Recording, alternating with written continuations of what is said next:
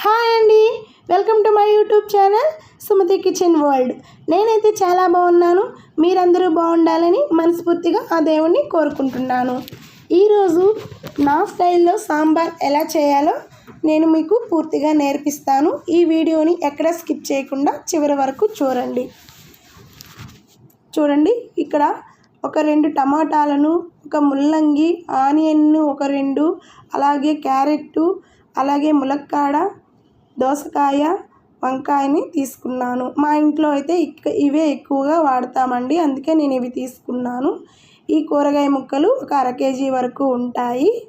ఇప్పుడు ముందుగా నేను 1 కప్పు కందిపప్పును ఉడకపెట్టుకొని ఇలా మెత్తగా స్మాష్ చేసుకున్నానండి. చూడండి, ఈ సాంబార్లోకి ఈ కందిపప్పు అయితే సరిపోతుంది. చూసారా? ఇప్పుడు మనం చింతపండుని ఒక 50 గ్రాముల చింతపండుని తీసుకొని నీళ్ళు పోసుకొని కొంచెం నానబెట్టుకుందాం. ఈ చింతపండు నానేలోపు మనం సాంబార్ ముక్కలను కాస్త మగ్గించుకుందాం. స్టవ్ ఆన్ చేసుకొని స్టవ్ పై కడాయి పెట్టుకొని 3 టేబుల్ స్పూన్ వరకు ఆయిల్ వేసుకుందాం. ఆయిల్ వేసుకొని పోపు సామాను వేసుకుందాం. ఈ పోపును 1 టేబుల్ స్పూన్ వరకు వేసుకుందామండి. పోపు కొంచెం వేగిన తర్వాత ముందుగా కట్ చేసి పెట్టుకున్నటువంటి ఆనియన్స్ని కూడా వేసుకుందాం. అలాగే టమాటాలను కూడా వేసుకొని ఒక 2 నుంచి 3 నిమిషాల వరకు కొద్దిగా లైట్గా ఫ్రై చేసుకుందాం. ఫ్రై చేసుకున్న తర్వాత మనం ముందుగా కట్ చేసి పెట్టుకున్న కూరగాయ ముక్కలను కూడా ఒక్కొక్కటి వేసేసుకోవాలండి.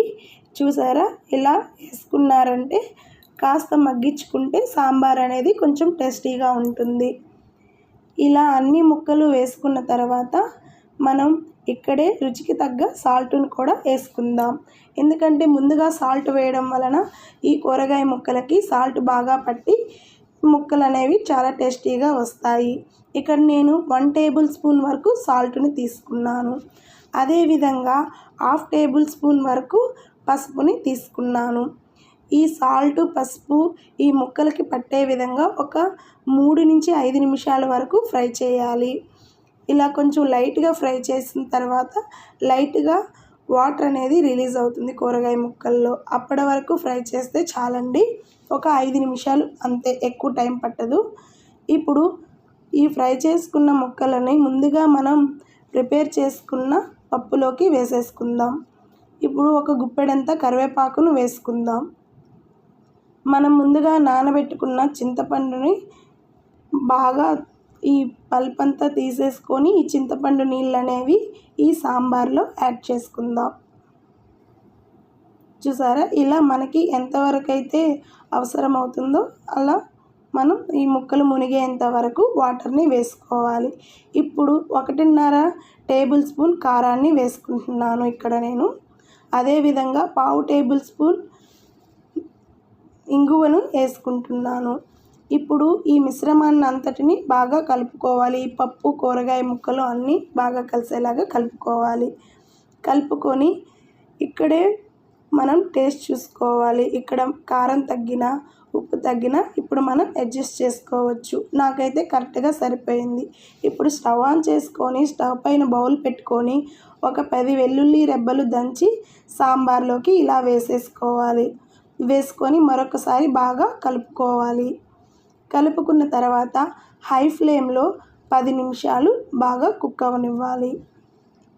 తర్వాత మనం సాంబార్ పౌడర్ని 1 టేబుల్ స్పూన్ వరకు ఇక్కడ యాడ్ చేసుకుందాం. కొంచెం నురగ అనేది తగ్గి ఇలా కొంచెం బాగా ఉడకాలి.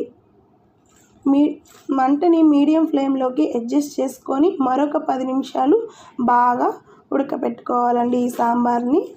చూసారా? మరీ చిక్కగా అయితే సాంబార్ బాగుండదండి, కొంచెం పలచగా అయితేనే బాగుంటుంది. మరొక 10 నిమిషాలు బాగా ఉడకబెట్టుకున్న తర్వాత స్టవ్ ఆఫ్ చేసుకుంటే మనకి ఎంతో టేస్టీ అయిన సాంబార్ అనేది రెడీ అవుతుంది. జస్ట్ 20 అంటే 20 నిమిషాలు సాంబార్ అయిపోతుందండి.